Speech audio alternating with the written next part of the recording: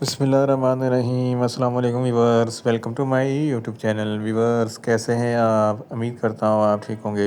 Viewers आज मैं आपको डोलजीना 60 mg कैप्सूल का मुकम्मल रिव्यू दूंगा जो मैदे की तेज़ाबियत, सीने की जलन, heart burn, gastric ulcer, peptic ulcer और एच पैलोरी के लिए बहुत ही मुफीद कैप्सूल है। डोलजीना कैप्सूल को किन कंडीशन में इस्तेमाल किया जाता है, इसके फ़ायदे और नुकसानात क्या हैं, इसके कॉन्ट्राइंडिकेशन क्या है, ये सब कुछ मैं आपको वीडियो में बताऊंगा। व्यूवर सबसे पहले मेरी आपसे रिक्वेस्ट है, मेरा चैनल मेडिकोज इन्फो सब्सक्राइब करें। व्यूवर्स बात करते हैं डोलजीना कैप्सूल की पैकेजिंग की, तो इसके एक पैक में 30 कैप्सूल होते हैं और एक कैप्सूल की कीमत 70 रुपये है। ये हिल्टन फार्मास्यूटिकल कंपनी की प्रोडक्ट है जो किसी भी मेडिकल स्टोर और फार्मेसी स्टोर से आसानी से मिल जाती है। वीवर्स अब बात करते हैं डोलजीना कैप्सूल की फार्मूलेशन की, तो इसकी फार्मूलेशन में डेक्सलेंज़ोपैराज़ोल 60 mg होता है और ये 30 mg की स्ट्रेंथ में भी दस्तयाब होता है जो मैदे की एसिडिटी और मैदे के तमाम मसाइल को सॉल्व करने के लिए बहुत ही मुफीद होता है। वीवर्स अब बात करते हैं डोलजीना कैप्सूल का सही तरीका इस्तेमाल और खुराक की। तो डोलजीना कैप्सूल दिन में एक कैप्सूल 2 मरतबा इस्तेमाल कर सकते हैं, यानी कि एक कैप्सूल सुबह, एक कैप्सूल शाम इस्तेमाल कर सकते हैं। कैप्सूल को खाना खाने से पहले इस्तेमाल करें तो आपको अफेक्टिव रिज़ल्ट मिलेंगे, या आप अपनी कंडीशन या डॉक्टर की हिदायत के मुताबिक भी इस्तेमाल कर सकते हैं। व्यूअर्स अब बात करते हैं डोलजीना कैप्सूल को किन कंडीशन में इस्तेमाल किया जाता है और इसके फ़ायदे क्या हैं। डोलजीना कैप्सूल में डेक्सलेंज़ोपैराज़ोल होता है जो मैदे की तेज़ाबियत को कम करता है। अगर आपके मैदे में बहुत ज़्यादा एसिडिटी है तो इस कंडीशन में डोलजीना कैप्सूल बहुत ही मुफीद है। इसके इस्तेमाल से मैदे की तेज़ाबियत कम हो जाएगी।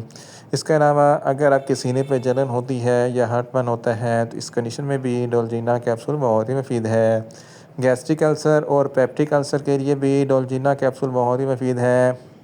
इसके अलावा ड्यूडोनल अल्सर जो आंतों का अल्सर होता है तो इस कंडीशन में भी डोलजीना कैप्सूल बहुत ही मुफीद है। अगर आपके मैदे में बहुत ज़्यादा दर्द होता है तो इस कंडीशन में भी डोलजीना कैप्सूल बहुत ही मुफीद है। खुराक अच्छे तरीके से हज़म नहीं होती, बदहज़मी है या भूख नहीं लगती, तो इन तमाम कंडीशन में डोलजीना कैप्सूल बहुत ही मुफीद है। इसके इस्तेमाल से खुराक भी हज़म हो जाएगी और बदहज़मी भी ख़त्म हो जाएगी। ऐसे अफराद जो स्पाइसी फ़ूड लवर हैं तो स्पाइसी फ़ूड खाने के फ़ौरन बाद डोलजीना कैप्सूल का इस्तेमाल ज़रूर करें ताकि मैदे में ज़्यादा तेज़ाबियत पैदा ना हो। जेड जिसको गैस्ट्रोएसोफेगस रिफ्लक्स डिजीज़ कहते हैं, ये एक ऐसी बीमारी है जब आप खाना खाते हैं तो खाना खाने के फ़ौरन बाद जो एसिड बनता है वो खुराक की नाली में आ जाता है, जिसकी वजह से सीने पे जलन होती है, हार्टबर्न होता है, खट्टे मीठे डकार आते हैं और मतली उल्टी जैसी कैफियत पैदा होती है। तो इन तमाम कंडीशन में डोलजीना कैप्सूल बहुत ही मुफीद है। इन शॉर्ट डोलजीना कैप्सूल मैदे की तेज़ाबियत, सीने की जलन, heartburn, gastric ulcer, peptic ulcer और एच पैलोरी के लिए बहुत ही मुफीद कैप्सूल है। वीवर्स अब बात करते हैं डोलजीना कैप्सूल के नुकसानात की, तो इसके इस्तेमाल से कुछ मामूली से नुकसानात हो सकते हैं। न्यूज़िया हो सकता है, वॉमिटिंग हो सकती है, डायरिया हो सकता है, मुंह खुश्क हो सकता है, चक्कर आ सकते हैं और ज़्यादा प्यास लग सकती है। वीवर्स अब बात करते हैं डोलजीना कैप्सूल के नुकसानात कॉन्ट्राइंडिकेशन की, तो हाइपर सेंसिटिविटी वाले लोग डोलजीना कैप्सूल का इस्तेमाल ना करें। प्रेग्नेंट ख़वातीन और ब्रेस्ट फीडिंग ख़वातीन डोलजीना कैप्सूल का इस्तेमाल सिर्फ डॉक्टर की हिदायत के मुताबिक ही करें। जिगर के अमराज वाले फ़र्द भी डोलजीना कैप्सूल का इस्तेमाल ना करें और दिल के अमराज वाले फ़र्द भी डोलजीना कैप्सूल का इस्तेमाल सिर्फ डॉक्टर की हिदायत के मुताबिक ही करें। छोटे बच्चे जिनकी उम्र 10 साल से कम है डोलजीना कैप्सूल का इस्तेमाल ना करें। व्यूअर्स ये था डोलजीना कैप्सूल का मुकम्मल रिव्यू।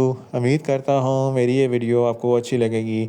मेरी वीडियो को ज़्यादा से ज़्यादा लाइक करें, शेयर करें और कमेंट्स करें, और मेडिसिन के मतलब इन्फॉर्मेटिव वीडियो के लिए मेरा चैनल मेडिकोज इन्फो सब्सक्राइब करें और साथ में लगे बेल आइकन को लाजमी प्रेस करें ताकि मेरी हर नई वीडियो अब तक बर वक्त पहुँच सके।